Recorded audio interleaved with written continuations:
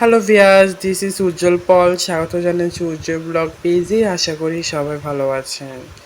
তো আপনাদের সবার জন্য আরেকটি নিউ ব্লগ নিয়ে আসলাম, যে মশলা ছাড়া খুবই সহজে অল্প সময়ের মধ্যে কিভাবে বুনা খিচুড়ি তৈরি করবেন।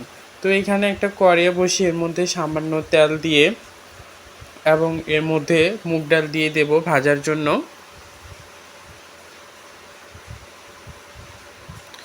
দেখুন, ডালটাকে ভাজতেছি। আসলে ডালটাকে মিডিয়াম আঁচে ভাজতে হবে, না হলে পুড়ে যাওয়ার সম্ভাবনা থাকবে।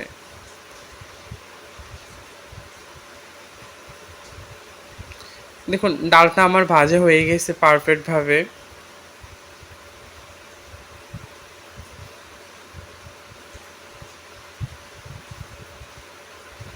কালারটা চেঞ্জ হয়ে যাবে। যখন ডালটা ভাজা হয়ে গেছে তখন ধুয়ে এটা জল দিয়ে সিদ্ধ করার জন্য বসিয়ে দিতে হবে। আসলে ডালটা যদি আগে থেকে সিদ্ধ করা না হয় তাহলে কিন্তু পরে চালটা হয়ে যাবে, ডালটা শক্ত থাকবে। দেখুন, ডালটা সিদ্ধ হয়ে গেছে।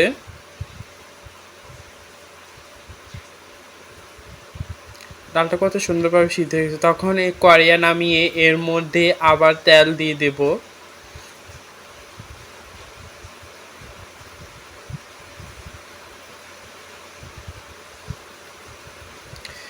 তেল দিয়ে কয়েক টুকরো দারচিনি, এলাচি, তেজপাতা আর শাহি জিরাটা দিয়ে দেব।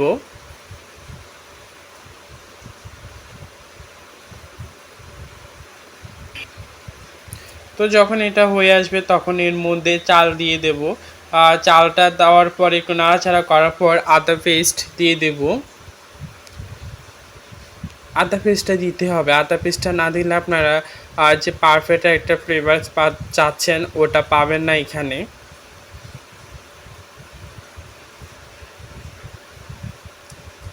দেখুন, আদা বাটাটা দিয়ে ভালো করে চালটা ভেজে নিতে হবে।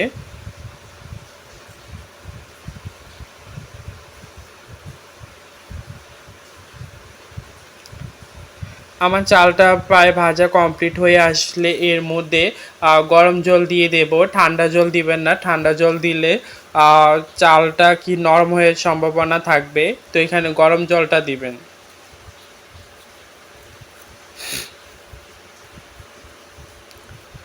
তো যখন একটু পলক এসে যাবে তখন এর মধ্যে সিদ্ধ করা ডালটা দিয়ে দেব। স্বাদ মতো লবণ দিয়ে দেব।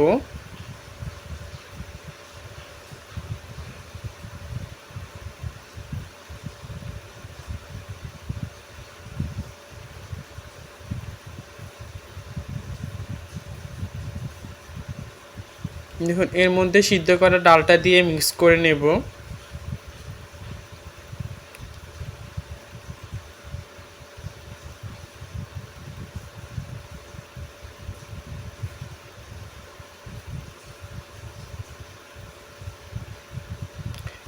তো যখন চাল ডালটা আমার একটু ফুটে আসবে,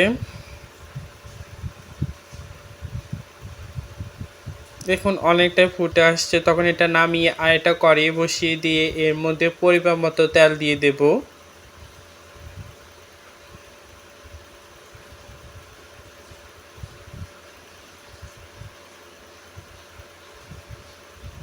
তেলটা যখন গরম হয়ে যাবে তখন এর মধ্যে একটা শুকনো মরিচ ভেঙে দেব, একটা তেজপাতা দেব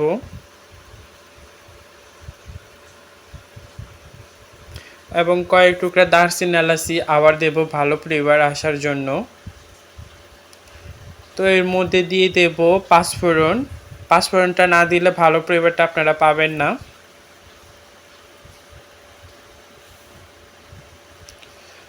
যখন এটা পাঁচফোড়ন মশলাটা ভালো করে হয়ে আসবে তখন এর মধ্যে দিয়ে দেব আদা পেস্ট।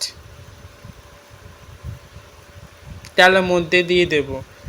তো এখানে জিরা বাটা, ধনে বাটা একসাথে আছে, ওটা দিয়ে দেব। দিয়ে ভালো করে নেড়ে চেড়ে নেব। এর মধ্যে পরিমাণ মতো লবণ, হলুদ, চিনি এবং মরিচের গুঁড়া দিয়ে মশলাটা ভালো করে কষিয়ে নেব এবং যে চাল ডালটা নামিয়ে আসি দেখুন জলটা সম্পূর্ণ ঝরে গিয়েছে, তখন এর মধ্যে যে মশলাটা আমরা তৈরি করেছি এটা এখানে দিয়ে দেব। দিয়ে ভালো করে মিক্স করে নেব। আসলে সবাই একটু ক্ষমা দৃষ্টিতে দেখবেন, আমি এক হাতে ভিডিও করতেছি আর এক হাতে রান্না করতেছি, তাই দেখে একটু সমস্যা হচ্ছে।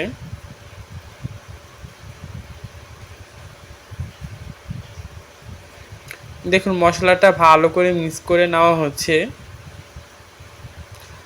এত ভালো ফ্লেভার আসছিল বিশ্বাস করবে না যখন মশলাটা ভালো করে মিক্স করা হচ্ছে।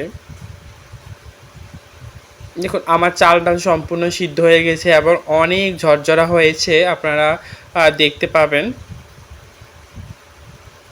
তো দেখেন এই হচ্ছে ফাইনাল লুক। এটা খুবই ডিলিশিয়াস হয়েছে, আপনারা না খেলে বিশ্বাস করবেন না এত ভালো ফ্লেভার দিচ্ছে। এবং এটা কতটা ঝরঝরা হয়েছে আপনাদেরকে আমি দেখাচ্ছি। দেখেন দেখতে অনেক সুন্দর হয়েছে, অনেক ঝরঝরা হয়েছে।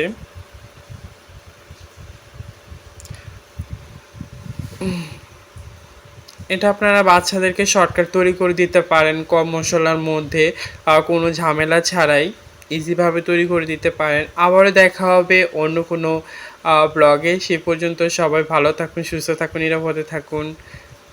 টাটা।